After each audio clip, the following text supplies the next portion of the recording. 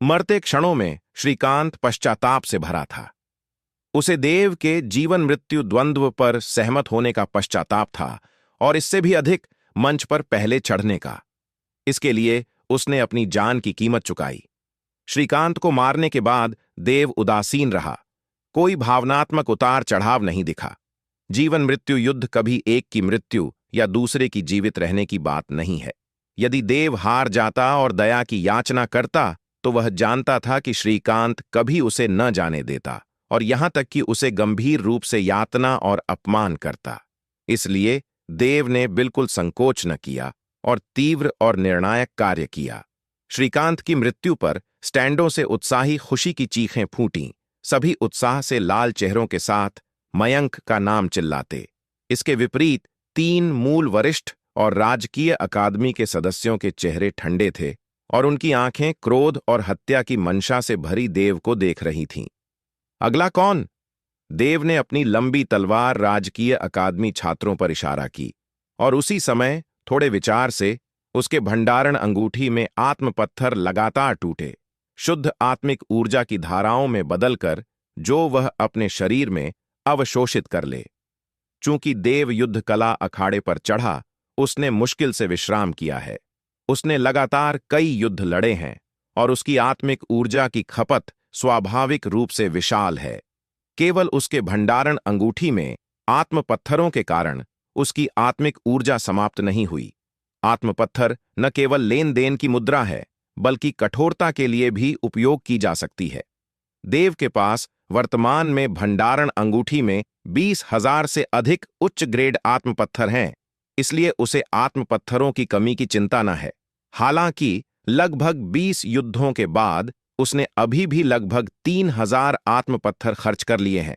चाहे आत्मिक ऊर्जा विस्फोट काट हो, वायु और बिजली बल, या वायु और बिजली हथेली, कला का स्तर जितना ऊंचा, शक्ति उतनी मजबूत, लेकिन आत्मिक ऊर्जा की खपत उतनी अधिक। इसके अलावा देव ऊंचे स्तर के विरोधियों से लड़ रहा था, इसलिए आत्मिक ऊर्जा की खपत की गति स्वाभाविक रूप से आश्चर्यजनक थी। हालांकि उसके पास अभी भी पर्याप्त आत्म पत्थर बचे थे जो उसे दर्जनों और अधिक युद्ध लड़ने के लिए पर्याप्त थे। लड़के, इतना घमंडी मत बनो, मैं तुम्हें मारूंगा। किसी और के प्रतिक्रिया करने से पहले एक आकृति युद्ध मंच पर उछल पड़ी। यह गिरीश है, साम्राज्यिक युद्ध रैंकिंग पर 11वें स्थान पर। भीड़ की सांसों के बीच गिरीश ने हाथ बढ़ाया और एक रक्त लाल चौड़ी तलवार पकड़ी। उसका फल ठंडे से चमकता। लड़के, मैं तुम्हारे साथ आजमाऊंगा। देव के उत्तर का इंतजार किए बिना गिरीश ने कदम बढ़ाया और सीधे देव की ओर दौड़ा। गिरीश एक उग्र पशु की तरह था। प्रत्येक कदम के साथ युद्ध मंच कांपा और उसकी चौड़ी तलवार जमीन पर रगड़ती, चिंगारियां उड़ाती। हंस! गिरीश हवा में उछला और कांटा।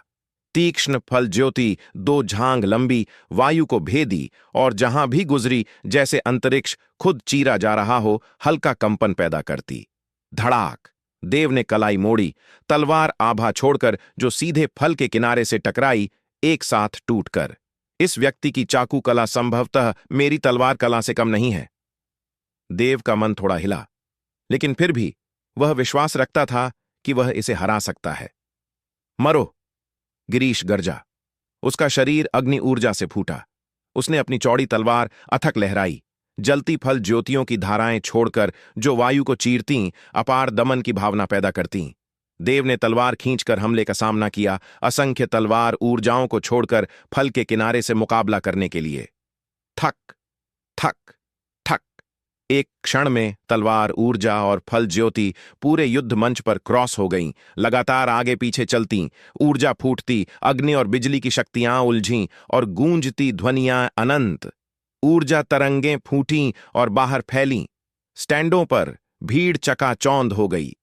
युद्ध मंच एक भयानक मांस काटने वाली मशीन प्रतीत हो गया, जैसे कोई भी इसमें फंस जाए तो तुरंत मांस में कट जाए। आत्मिक ऊर्जा विस्फोट काट! देव गरजा, तलवार उठाई और नीचे लाया। उसकी मांसपेशियां फूलीं और क्रंचिंग ध्वनि करतीं। इस बार उसने पूर्ण शारीरिक शक्ति प्रकट की। रक्तफल के 8 शैलियां! गिरीश चिल्लाया और चौड़ी तलवार से एक श्रृंखला कटाव छोड़े। गुलाबी फल किरणें बनाकर प्रत्येक किरण अत्यंत भयानक ऊर्जा समेटे। हालांकि देव की ओर अधिक दबंग तलवार कौशल के नीचे ये फल ज्योतियां एक एक करके विलीन हो गईं। एक जोरदार धमाके के साथ गिरीश सीधे झटका तरंग से टकराया और उसकी आकृति पीछे हटने को मजबूर हो गई। वायु की शक्ति!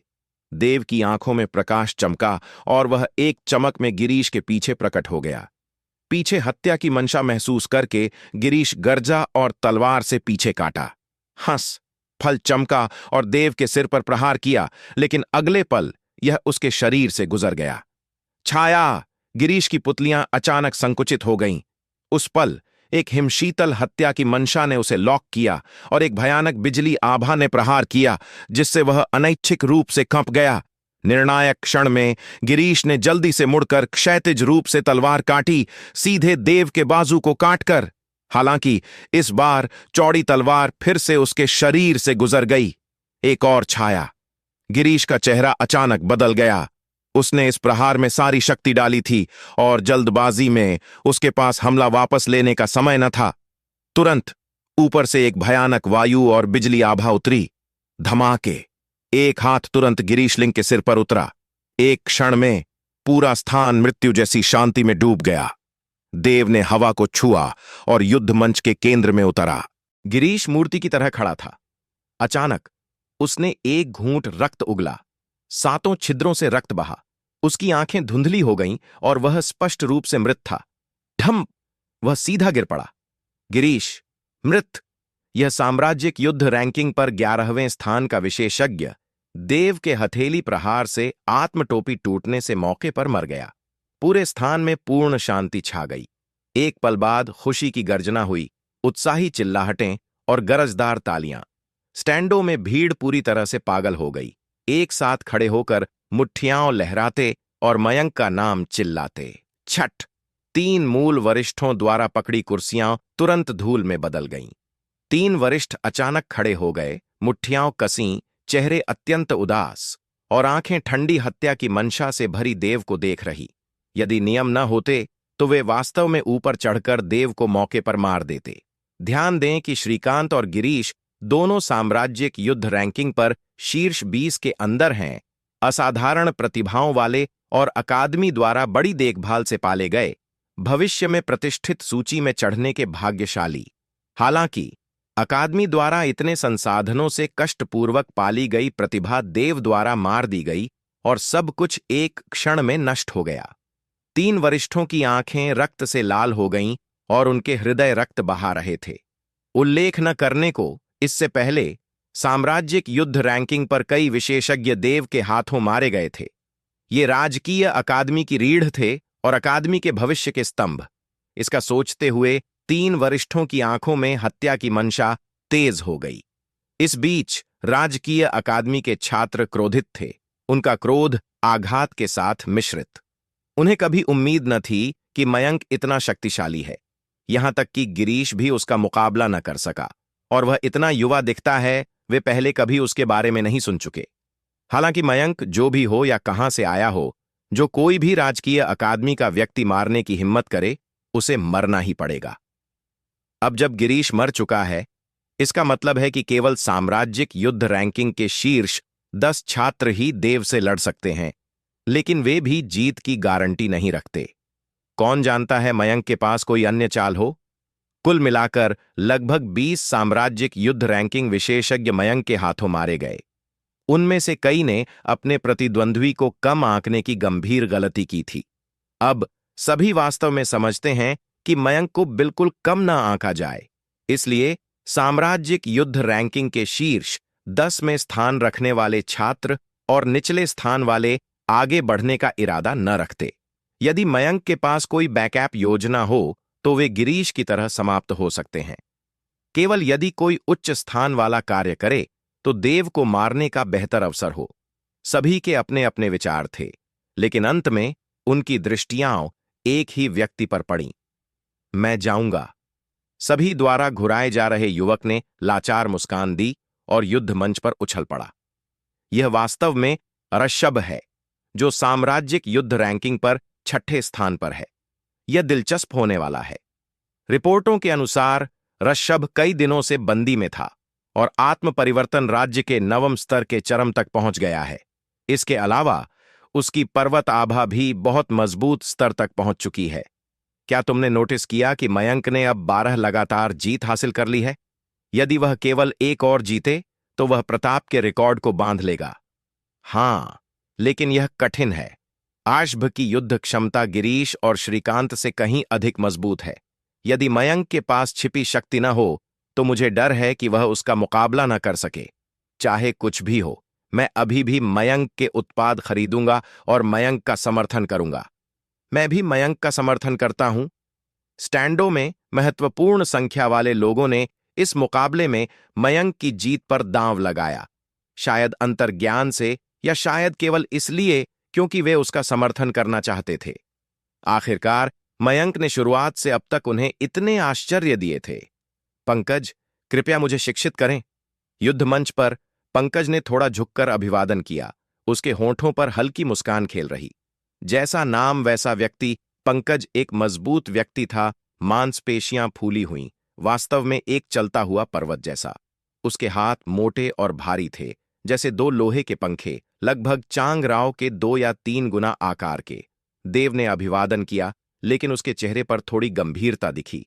इस व्यक्ति की आभा शांत और गहन थी, जो वह रोक रहा था। कुंजी उसका शांत मन था। वह निश्चित रूप से एक शक्तिशाली प्रतिद्वंद्वी था, श्रीकांत और गिरीश से कहीं अधिक मजबूत। हालांकि प्रतिद्वंद्वी जितना मजबूत, युद्ध उतना रोमांचक। देव ने होंठ चाटे। उसकी आंखों में उत्साह और लड़ाई की भावना का संकेत चमका। यदि वह ऐसी प्रतिभा को मार दे तो राजकीय अकादमी के वरिष्ठ शायद पागल हो जाए। इस बार युद्ध कला अखाड़े में आए राजकीय अकादमी के शीर्ष 10 छात्रों में से कुल 6 आए थे। 9वें, 7वें, छठे, तीसरे और दूसरे। मयंक की शक्ति को देखते हुए वह गिरीश को मारने में सक्षम था। यदि 9वें या 7वें स्थान वाला आगे बढ़े तो जीत की गारंटी न हो। हालांकि यदि तीसरा या दूसरा स्थान वाला आगे बढ़े तो वे अनावश्यक मानते। इसलिए समझौते के रूप में छठे स्थान वाला पंकज लड़ने के लिए सबसे उपयुक्त था। पंकज को इसका ज्ञान था, इसलिए उसने सचेत रूप से युद्ध मंच पर कदम रखा। उसके शांत दिखने वाले चेहरे के नीचे उसके हृदय में एक हल्की बेचैनी की झलक थी। यह मयंक उसे एक अथाह भावना दे रहा था। श्रीकांत और गिरीश के साथ उसके युद्धों को देखने के बाद भी वह अभी भी यह नहीं समझ पाया था कि मयंक कितना शक्तिशाली है। इसलिए पंकज को इस युद्ध के बारे में कोई विश्वास नहीं था। हालांकि इससे कोई फर्क नहीं पड़ता था। पंकज ने एक हल्की हत्या की मंशा दिखाई। अगर वह वास्तव में जीत नहीं सका तो उसके पास अभी भी एक दूसरा उपाय था। संक्षेप में, मयंक आज मरने के लिए अभिशप्त है। युद्ध मंच पर दोनों एक दूसरे का सामना करते हुए खड़े थे। वे अभी कोई चाल चलते इससे पहले ही 2 अदृश्य आभाएं उभरीं, हवा में मिलीं और टकराईं। इस बीच कला युद्ध क्षेत्र में अखिल लौटा। उसके पीछे कई आकृतियां थीं। युद्ध। दोनों ने लगभग एक साथ हमला किया और तुरंत टकरा गए। धम। एक कानफोड़ू गर्जना के साथ युद्ध मंच कांपा और दोनों को पीछे हटने के लिए मजबूर होना पड़ा। कितना शक्तिशाली शरीर! इस व्यक्ति का शरीर द्वितीय श्रेणी के शिखर पर होना चाहिए। देव ने मन ही मन सांस ली। जैसा कि अपेक्षित था, साम्राज्य कला रैंकिंग पर छठे स्थान का स्वामी। फिर से पंकज ने एक निम्न चीख निकाली और अपने पैर से जमीन पर पटका।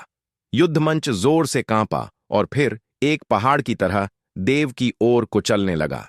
पंकज एक विशालकाय पुरुष था और उसके मजबूत शरीर के कारण वह अविश्वसनीय रूप से तेज भी था, जैसे एक जंगली बैल।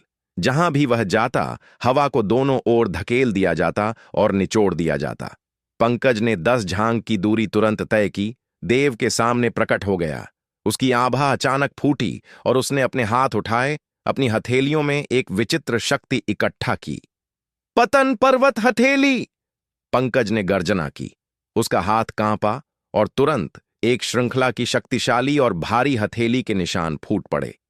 प्रत्येक हथेली का निशान पहाड़ की शक्ति से मिला, आश्चर्यजनक दबाव उत्सर्जित कर रहा था। देव को लगा जैसे भव्य पहाड़ उसके ऊपर दबा रहे हों।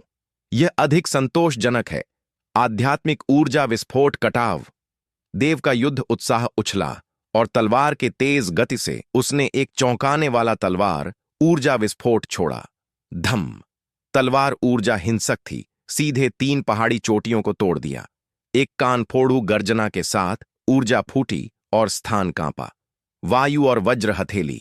देव ने अपनी हथेली थोड़ी मोड़ी और अनंत बिजली उसकी हथेली में इकट्ठी हुई, एक बैंगनी बिजली गोला बनाकर। हवा के ब्लेड गोल को घेर रहे थे और उसने इसे सीधे आगे धकेला। थक थक। एक श्रृंखला की विस्फोटक ध्वनियों के साथ दोनों पक्षों की हथेली के निशान टकराए और एक एक करके नष्ट हो गए।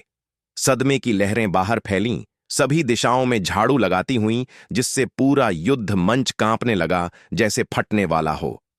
पंकज की हथेली तकनीक की शक्ति मेरी वायु और वज्र हथेली से कम नहीं है। इस पंकज की शक्ति संभवतः द्वितीय स्तर से ऊपर है। देव ने मन ही मन सोचा, अगर चीजें ऐसे ही चलती रहीं तो यह केवल आध्यात्मिक ऊर्जा को व्यर्थ गंवाएगा और न तो वह और न ही पंकज एक दूसरे को कुछ कर पाएंगे। लगता है अब सच्ची शक्ति दिखाने का समय आ गया है। देव की आंखें चमकीं और उसने अचानक अपना पैर पटका। युद्ध मंच हिला और एक शक्तिशाली आभा उसके शरीर से बाहर फैली, लगातार बढ़ती हुई। क्या इस व्यक्ति की आभा? युद्ध मंच पर पंकज का चेहरा थोड़ा बदल गया।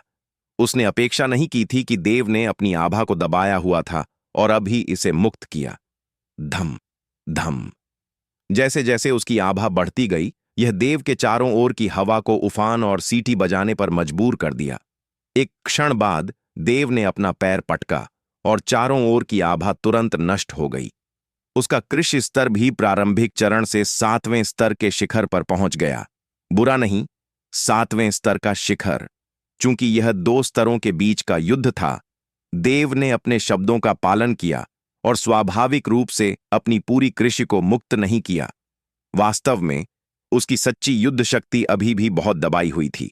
हालांकि उसकी आभा अब पहले से 2 गुनी से अधिक मजबूत थी और उसकी युद्ध शक्ति उसी अनुसार बढ़ गई थी।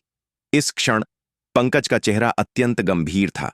पहले उसने लगभग अपनी पूरी शक्ति का उपयोग किया था ताकि मयंक के साथ बराबरी कर सके, लेकिन अब मयंक की आभा उछल गई थी और उसकी स्थिति बहुत बुरी लग रही थी। फुस! पंकज की पुतलियां सिकुड़ीं जब उसने देव की आकृति को अचानक स्थान से गायब होते देखा। लापरवाही न करने का साहस करते हुए पंकज ने अपनी कमर झुकाई, अपना पैर नीचे पटका, अपनी आध्यात्मिक ऊर्जा मुक्त की और फिर अचानक एक मुक्का फेंका। धम! एक मुक्के से मुट्ठी का प्रकाश चकाचौंध करने वाला था, जिसमें पहाड़ की शक्ति थी और अविश्वसनीय रूप से शक्तिशाली ताकत ले जा रही थी। लगभग एक साथ एक विस्फोट तलवार ऊर्जा कटी और मुट्ठी की ऊर्जा पर जोर से प्रहार की। धड़!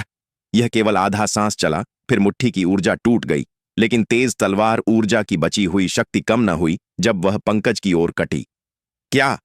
पंकज ने एक हल्का आघात दिखाया और जल्दी पीछे हटा, जबकि अपने हाथों को जोड़कर अपने सामने एक पहाड़ी ढाल बनाई।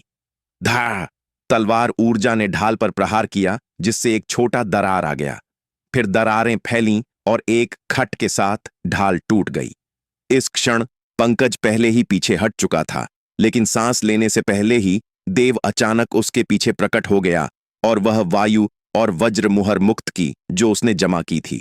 ओह नहीं! पंकज अभी भी पीछे हट रहा था और कभी अपेक्षा नहीं की थी कि देव इतना तेज हो।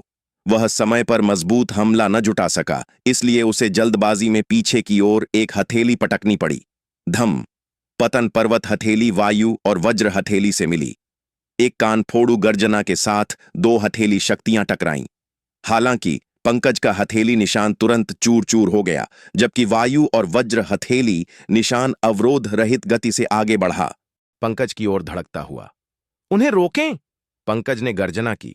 उसकी आंखें थोड़ी लाल हो गईं और जल्दी अपनी बाहें क्रॉस कीं ताकि अपने सामने अवरोध करें, जबकि पहाड़ की शक्ति उसके सामने इकट्ठी हुई। धड़! एक कानफोड़ू विस्फोट के साथ पंकज को उड़ा दिया गया और धड़ाके से जमीन पर गिरा। वह युद्ध मंच पर दर्जनों फीट पीछे लड़खड़ाया। उसके पैरों से चिंगारियां उड़ीं, इससे पहले कि वह मंच के किनारे पर अपनी पकड़ मजबूत कर ले। उसके सामने 2 लंबी खाइयां थीं। इसे देखते ही पूरा क्षेत्र शांत हो गया।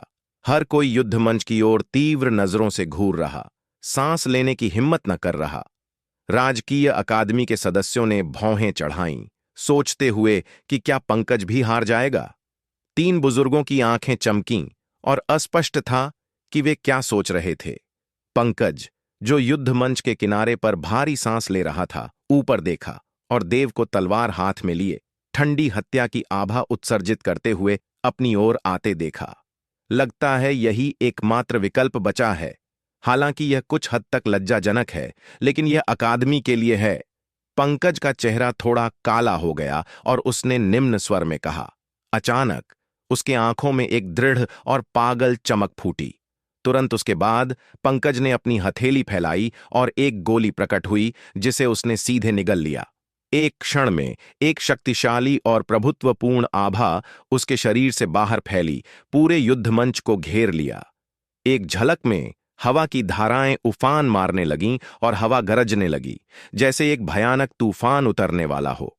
दर्शकों में झूराव के वस्त्र हवा में लहरा रहे थे। उसके चेहरे पर आघात दिखा, लेकिन इससे अधिक क्रोध।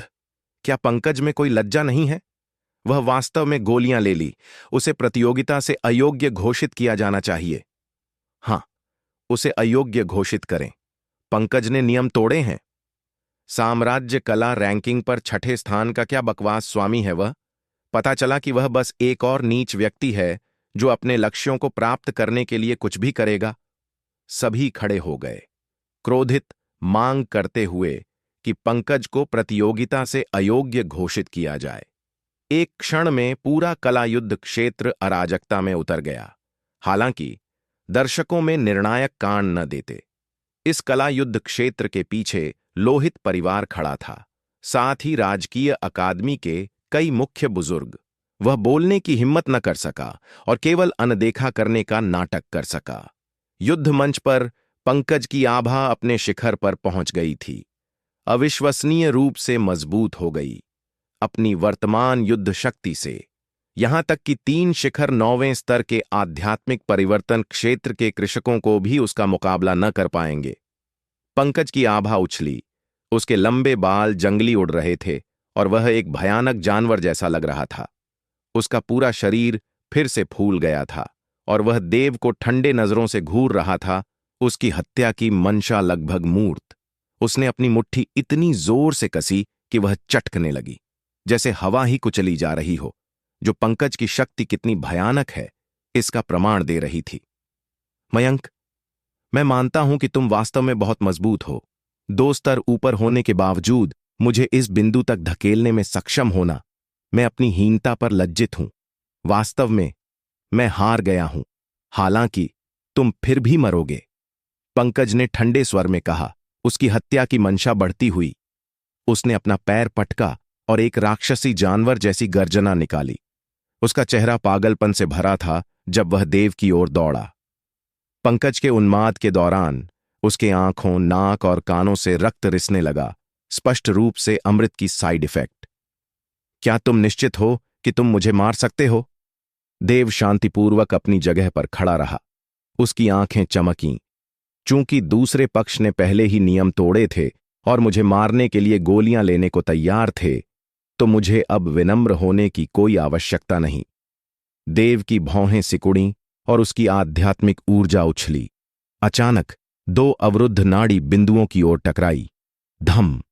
एक क्षण में 2 नाड़ी द्वार तोड़े गए और जैसे नदी का बांध टूटना, उफनती आध्यात्मिक ऊर्जा नाड़ी द्वारों से गुजरी और फिर ऊर्जा तलवार पैलेस में इकट्ठी हुई। एक क्षण में एक अविश्वसनीय रूप से शक्तिशाली आभा देव के शरीर से फूटी।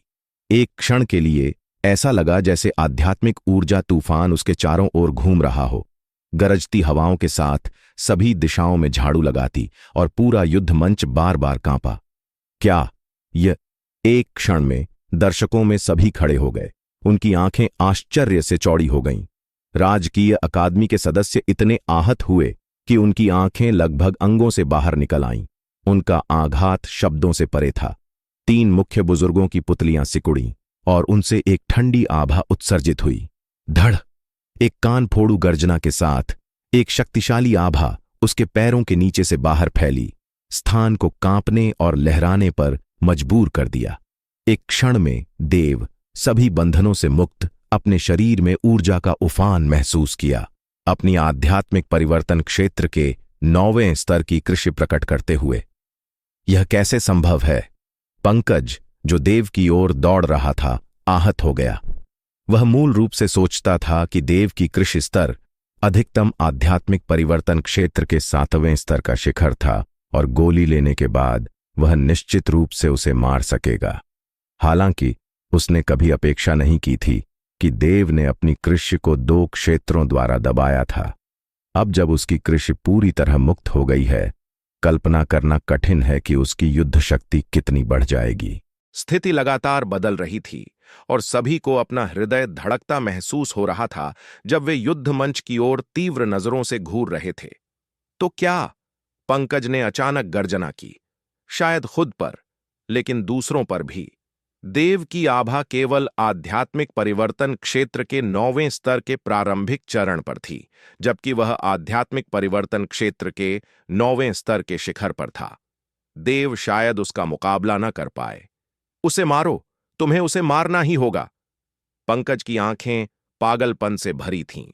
उसने रक्त आध्यात्मिक गोली लेने के लिए भारी कीमत चुकाई थी।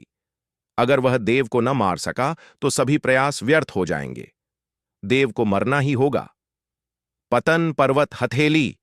पंकज ने गति के विस्फोट से बाहर निकला और साथ ही उसकी हथेली कांपी। पहाड़ की शक्ति इकट्ठा करके भव्य पहाड़ी चोटियों के भूत बनाकर जो देव की ओर कुचल रही थीं। इस क्षण अपनी शक्ति उछलने से पंकज की पतन पर्वत हथेली तकनीक कहीं अधिक शक्तिशाली हो गई।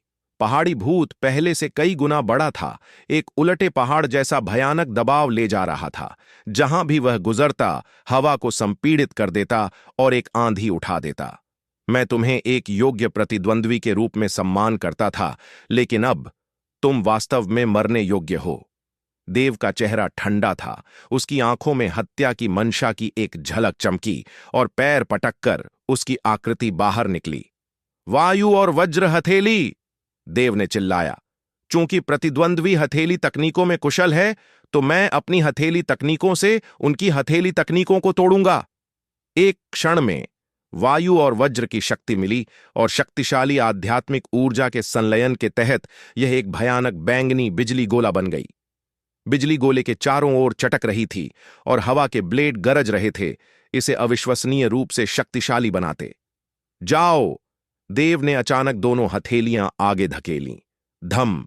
एक कानफोड़ू गर्जना के साथ एक बैंगनी बिजली गोला बाहर निकला और तुरंत एक पतन पर्वत जैसी हथेली निशान पर प्रहार की। धड़! पतन पर्वत हथेली निशान टोफू की तरह आसानी से चूर चूर हो गया। फिर बैंगनी बिजली गोला अवरोध रहित शक्ति से 4 हथेली निशानों को तोड़ दिया। धड़ धड़ धड़! इससे पहले कि अंत में फट जाए। यह कैसे हो सकता है? पंकज हाँफ सका। उसने कभी अपेक्षा नहीं की थी कि उससे निचली कृषि स्तर होने के बावजूद देव ने एक साथ हथेली तकनीकों का उपयोग करते हुए उसे पूरी तरह दबा दिया। यह मुख्य रूप से इसलिए है क्योंकि देव के शरीर में शीर्ष स्तर की आध्यात्मिक नसों से संघनित आध्यात्मिक ऊर्जा का विस्फोटक बल और सांद्रता समान स्तर की अन्य आध्यात्मिक नसों से कहीं अधिक है। इसके अलावा उसकी शक्तिशाली शारीरिक शक्ति और वायु तथा वज्र की शक्ति का उपयोग करने की क्षमता है। इन 3 तत्वों का संयोजन हर पहलू में पंकज को पार करता है, जिसके परिणाम स्वरूप एक महत्वपूर्ण अंतर आता है। धत्तेरे की, मैं विश्वास नहीं करता। पंकज ने जंगली गर्जना की। वह साम्राज्य कला रैंकिंग पर 6ठे स्थान का प्रतिभाशाली था और कई साथी शिष्यों द्वारा बंदी से बाहर बुलाया गया था। उसने पहले देव को सबक सिखाने की डींग हाँकी थी, लेकिन अब वह दूसरे पक्ष द्वारा कुचला जा रहा था। यह वह जो हमेशा गर्वीला और अभिमानी था, स्वीकार न कर सका। वह बिल्कुल हार नहीं सकता, चाहे कुछ भी हो। पंकज के हाथ कांपे जब उसने अपनी आध्यात्मिक ऊर्जा को पागलों की तरह जुटाकर एक श्रृंखला की हथेली निशान मुक्त की। हालांकि एक बैंगनी बिजली गोला प्रहार किया, उसके 4 हथेली निशानों को छेद दिया और शायद अधिक। जल्द ही पंकज का हथेली निशान टूट गया।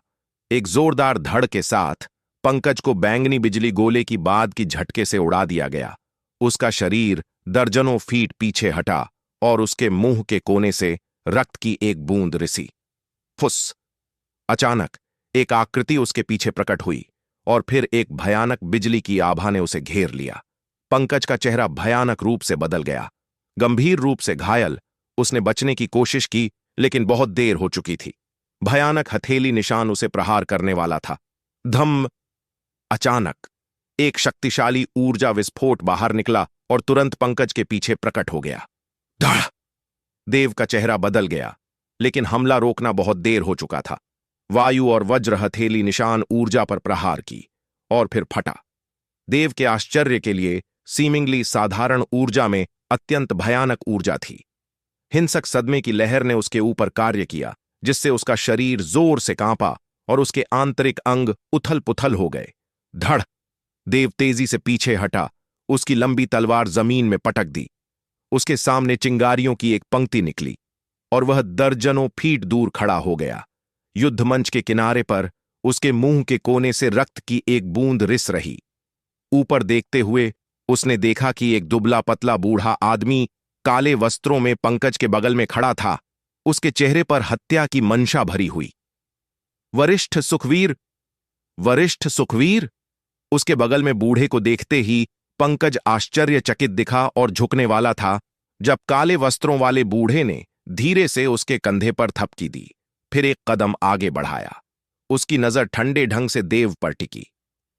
कला युद्ध क्षेत्र के नियमों के अनुसार तुमने अपनी कृष्य स्तर के बारे में झूठ बोला और इसका उपयोग करके मेरे राजकीय अकादमी के कई छात्रों को मार डाला। तुम्हारा अपराध क्षम्य नहीं है और तुम्हें निश्चित मृत्यु का सामना करना पड़ेगा। काले वस्त्रों वाले बूढ़े ने ठंडे स्वर में कहा। उसकी आवाज भयानक हत्या की मंशा से भरी और वह चाल चलने वाला था। रुको! देव ने हाथ उठाया और कहा, मैंने अपनी कृषि स्तर के बारे में झूठ नहीं बोला।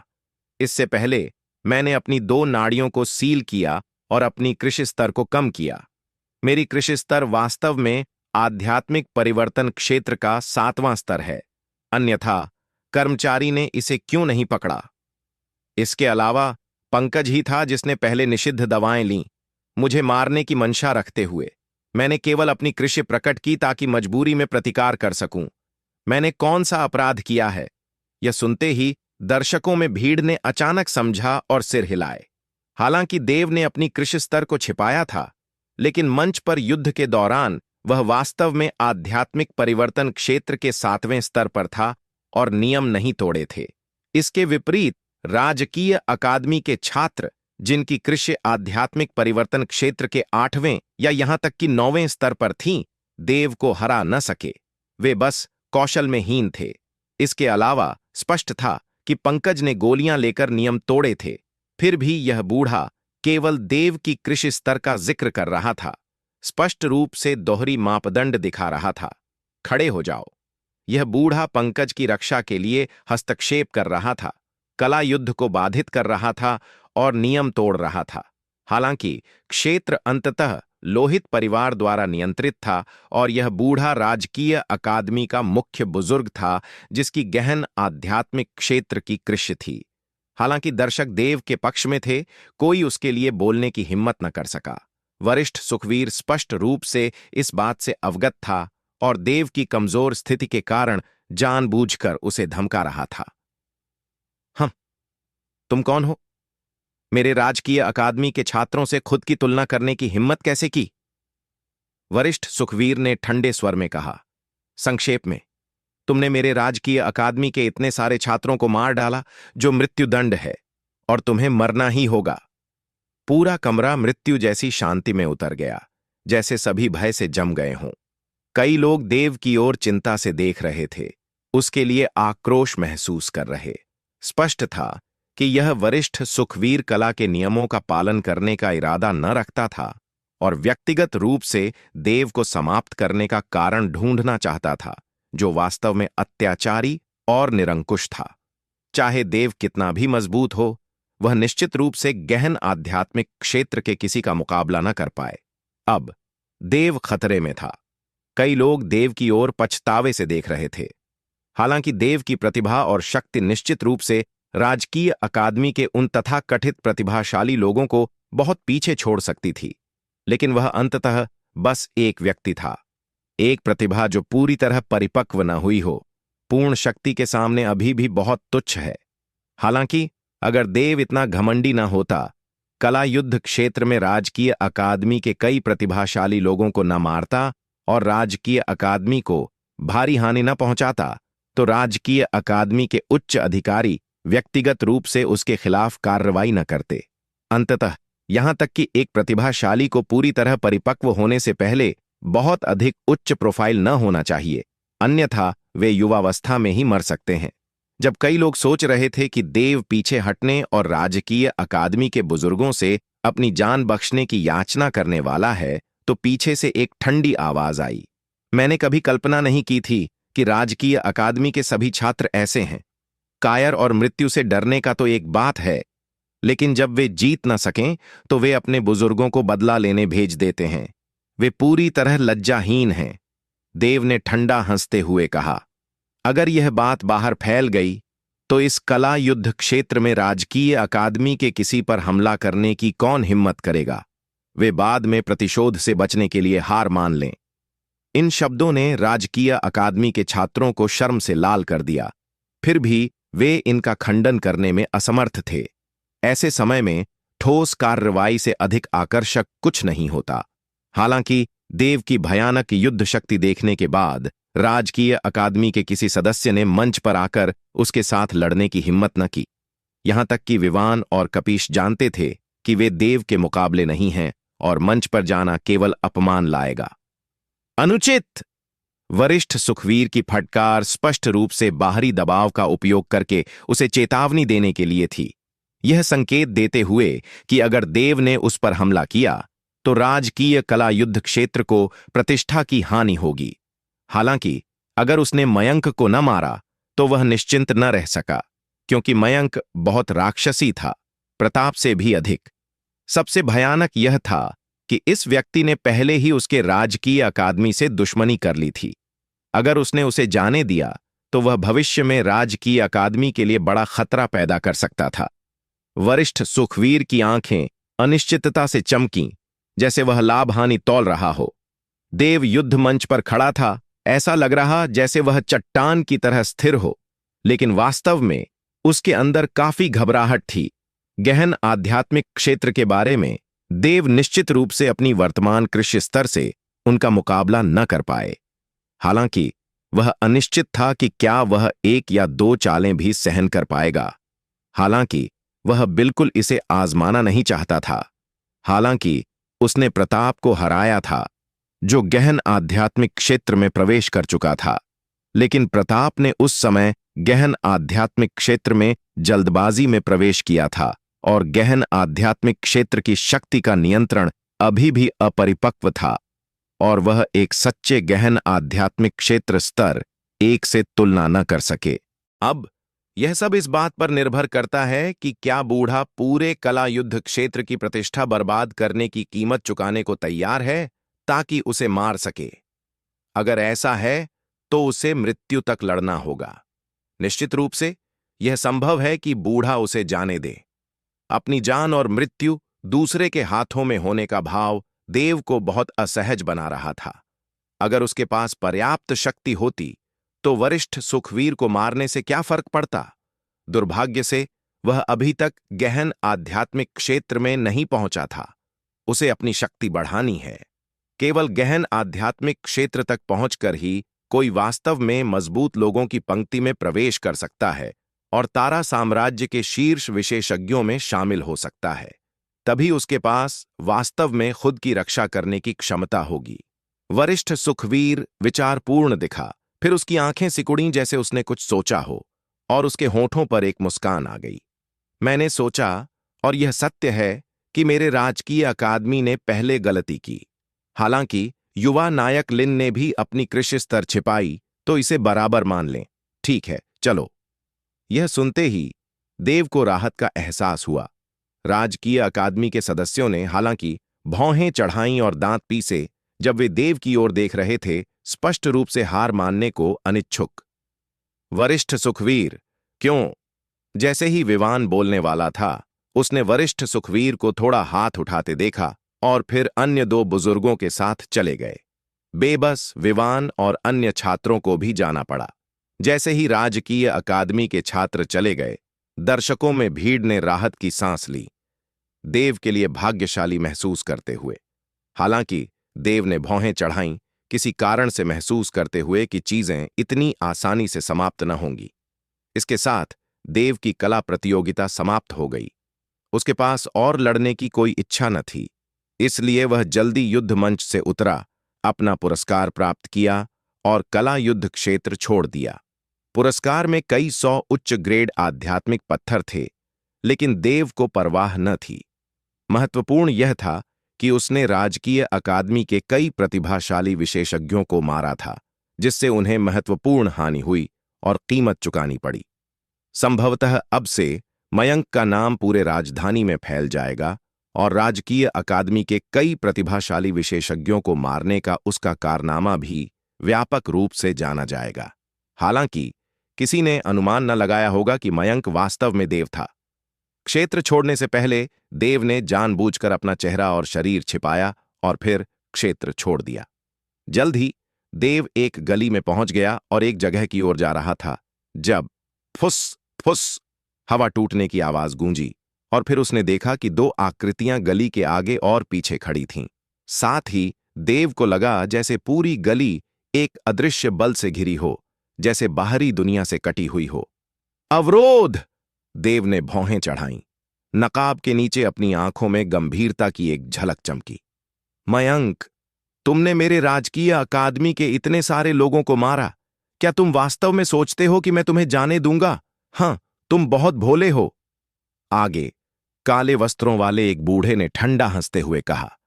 वह वरिष्ठ सुखवीर था। उसके पीछे एक बुजुर्ग खड़ा था। दो गहन आध्यात्मिक क्षेत्र के कृषक।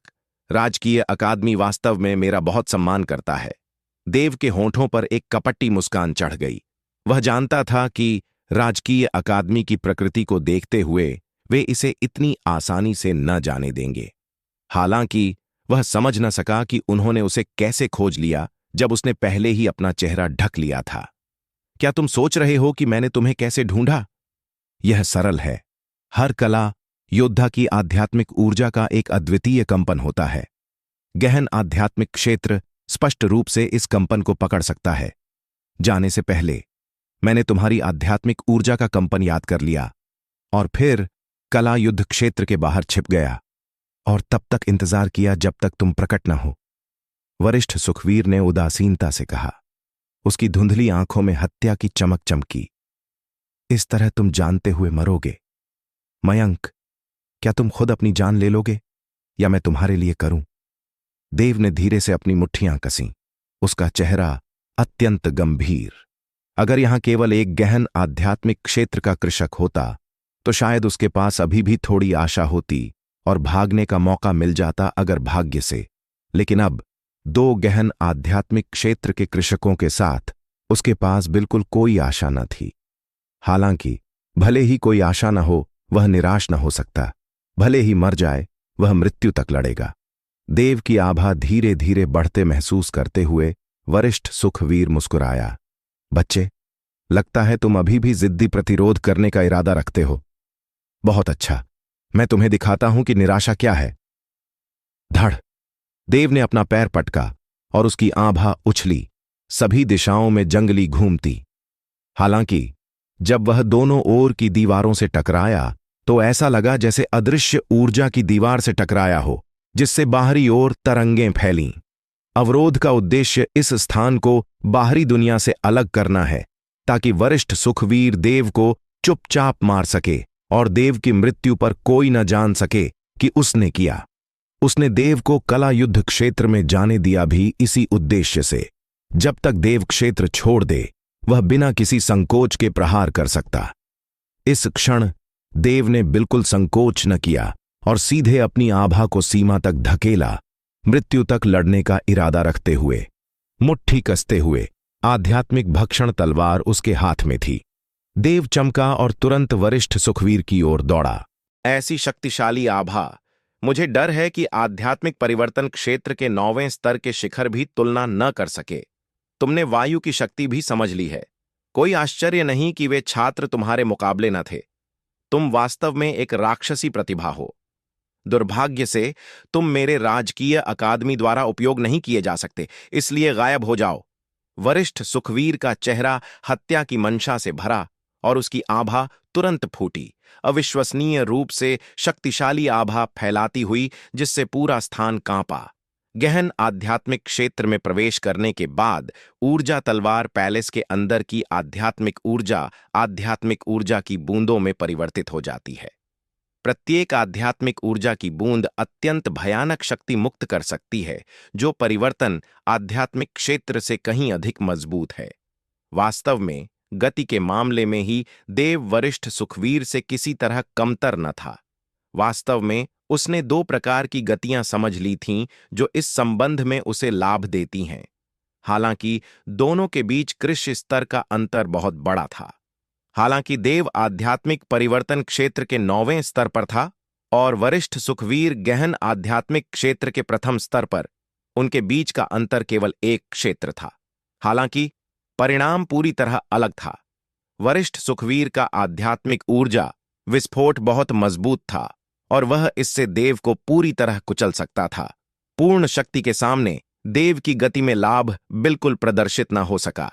मेरे हाथों से मरना तुम्हें हानि नहीं हुई, वरिष्ठ सुखवीर ने उदासीनता से कहा, जबकि एक हाथ उठाया और अपनी हथेली में शक्तिशाली आभा इकट्ठा की, फिर अचानक नीचे दबाया।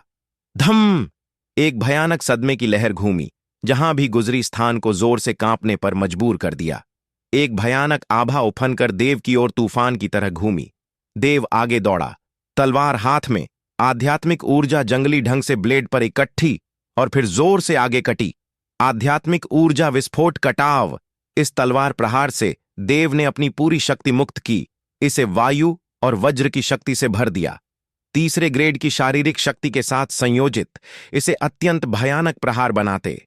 धड़ झपट्टे में तलवार ऊर्जा ने उफनती आभा पर प्रहार किया और एक कानफोड़ू गर्जना के साथ तलवार ऊर्जा फटी, जबकि घूमती हवा की लहरें कमजोर हो गईं। हालांकि बची हुई सदमे की लहरें अभी भी भयानक थीं, देव को घेरती हुईं। वायु और वज्र हथेली, देव ने गर्जना की। वायु और वज्र की शक्ति को अपनी हथेली में इकट्ठा किया और एक बैंगनी बिजली गोला पटका। धम! एक जोरदार धड़ के बाद देव को पीछे हटने के लिए मजबूर किया गया। प्रत्येक कदम पर जमीन फट रही, जब तक कि वह अंततः दर्जनों फीट दूर अपनी पकड़ मजबूत न कर ले। फुफ! देव ने एक मुट्ठी रक्त थूक दिया। उसका शरीर कांपा और वह गिरने वाला था, लेकिन उसने जल्दी अपनी तलवार से खुद को संभाला। दूसरी ओर वरिष्ठ सुखवीर का चेहरा काला हो गया। उसकी आंखें ठंडे ढंग से ठंडी हो गईं। तुम वास्तव में मरने योग्य हो। ध्यान दें कि हालांकि उसने कोई तकनीक का उपयोग नहीं किया, लेकिन केवल आध्यात्मिक ऊर्जा से हमला किया, फिर भी उसने लगभग 30% अपनी शक्ति का उपयोग किया। परिणाम स्वरूप उसका हमला उसके प्रतिद्वंद्वी द्वारा अवरुद्ध हो गया और वह केवल घायल हुआ। एक प्रतिभा, एक पूर्ण प्रतिभा। केवल वह गहन आध्यात्मिक क्षेत्र का कृषक होने के नाते जानता था कि इसका क्या अर्थ है। अगर मयंक को बड़ा होने दिया जाता और गहन आध्यात्मिक क्षेत्र में प्रवेश कर जाता तो वह निश्चित रूप से एक विपत्ति होता। नरक जाओ! वरिष्ठ सुखवीर की आंखें मूर्त हत्या की मंशा से भरी थीं। उसने अपने हाथ थोड़े उठाए, फिर अचानक नीचे दबाए। उसने वही चाल का उपयोग किया जैसी पहले, लेकिन इस बार उसने आधी शक्ति का उपयोग किया। अगर यह बात बाहर आ गई कि वह एक प्रथम स्तर गहन आध्यात्मिक क्षेत्र का कृषक केवल 50% अपनी शक्ति का उपयोग करके आध्यात्मिक परिवर्तन क्षेत्र के कृषक से लड़ रहा है, तो उसके साथी निश्चित रूप से उसे मजाक उड़ाएंगे, क्योंकि सामान्य रूप से कोई भी गहन आध्यात्मिक क्षेत्र का कृषक आसानी से आध्यात्मिक परिवर्तन क्षेत्र के कृषक को कुचल सकता है। देव कोई साधारण आध्यात्मिक परिवर्तन क्षेत्र का कृषक न था। यही कारण था कि वरिष्ठ सुखवीर उसे इतनी जल्दी समाप्त करने को उतावला था। एक भयानक आभा पहाड़ जितनी शक्तिशाली लहराई। देव का चेहरा अत्यंत गंभीर हो गया। उसने तलवार का हैंडल कसकर पकड़ा, उसकी आंखों में दृढ़ चमक। लगता है मुझे इस चाल का उपयोग करना पड़ेगा। सही, अब उसके पास केवल एक तुरुप का अस बाकी था जो उपयोग न किया गया। तलवार ऊर्जा, तलवार तूफान। स्थिति तत्कालीन थी और देव के पास सोचने का समय न था।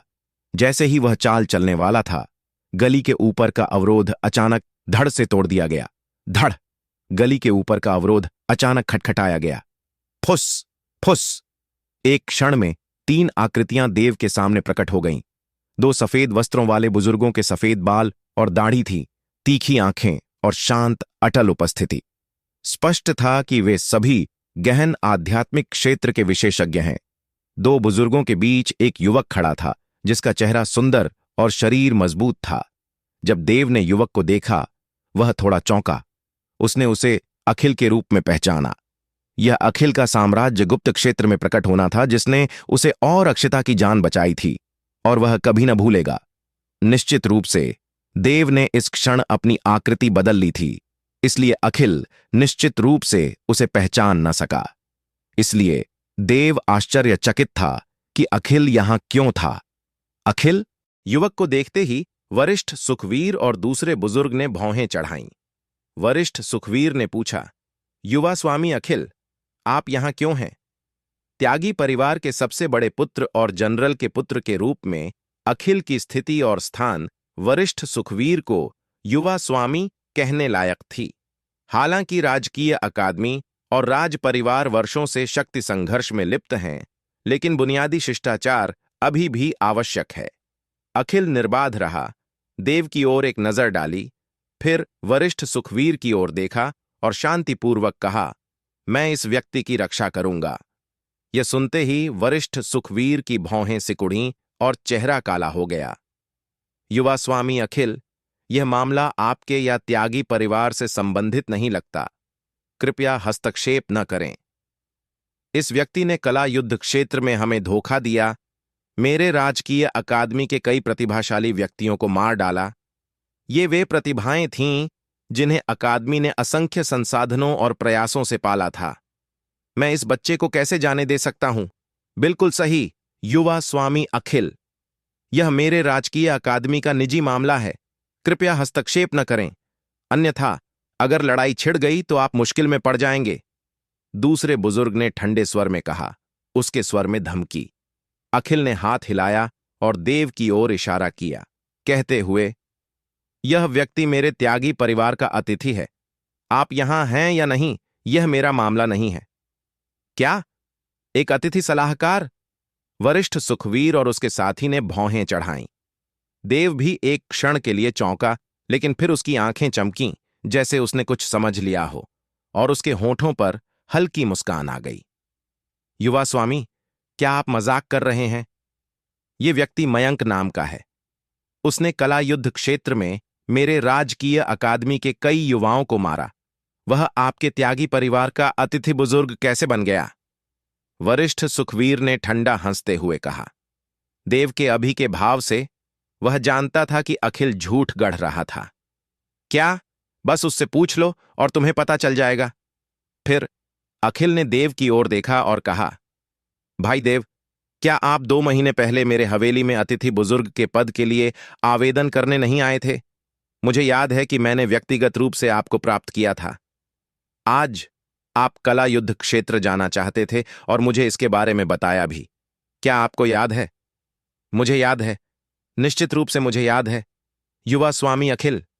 देव जल्दी खड़ा हुआ, सम्मानपूर्वक झुका और बहुत औपचारिक रूप से कार्य किया। हालांकि वह नहीं जानता था कि अखिल उसे क्यों मदद कर रहा था, लेकिन वह अखिल के चरित्र को अच्छी तरह जानता था, इसलिए उसने बस इसके साथ चला गया। अखिल के अतिथि के रूप में देव के मामले स्वाभाविक रूप से अखिल के दायरे में आते हैं और उसे चार्ज लेना ही पड़ेगा। बकवास, तुम सभी बस नाटक कर रहे हो। वरिष्ठ सुखवीर क्रोधित हो गया। उसकी आंखें हत्या की मंशा से चमकीं जब वह देव की ओर देख रहा था। अगर अखिल और अन्य न होते तो वह आगे बढ़कर देव को तुरंत मार देता। जैसा आप चाहें, वरिष्ठ सुखवीर। भाई देव मेरे त्यागी परिवार का अतिथि है। अगर आप अब उसके साथ व्यवहार करना चाहते हैं तो आप मेरे त्यागी परिवार का शत्रु बना रहे हैं। आपको लाभ-हानि पर अच्छी तरह सोचना चाहिए। अखिल ने शांतिपूर्वक कहा। वरिष्ठ सुखवीर और देव के बीच दुश्मनी को परिवार के स्तर तक उठाते हुए, जिससे वरिष्ठ सुखवीर की भौहें सिकुड़ी और चेहरा काफी अप्रिय दिखा।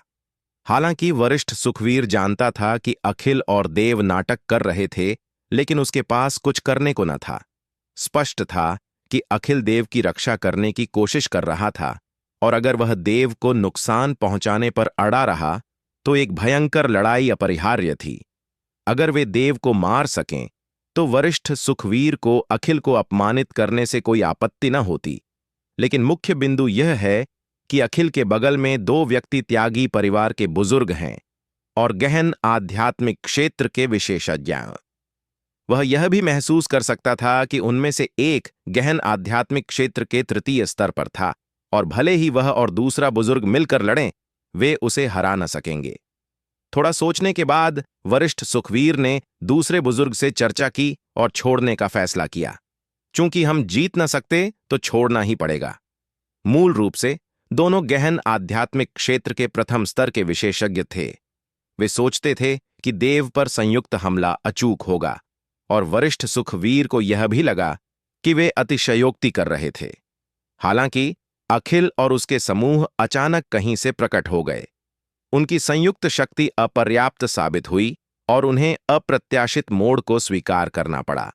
वरिष्ठ सुखवीर ने भी धुंधला अनुमान लगाया कि अखिल मयंक की रक्षा करना चाहता था, क्योंकि वह उसे अपने पक्ष में करना चाहता था। चूंकि आप युवा स्वामी अखिल के अतिथि हैं, तो मैं अभी वास्तव में असभ्य था। वरिष्ठ सुखवीर ने प्रतीकात्मक रूप से हाथ जोड़े। हम किसी दूसरे दिन फिर मिलेंगे। इसके साथ वरिष्ठ सुखवीर ने देव को ठंडी नजर दी, फिर हाथ हिलाया और चारों ओर का अवरोध गायब हो गया। फिर वह दूसरे बुजुर्ग के साथ चला गया। दोनों के जाने के बाद देव को राहत का एहसास हुआ।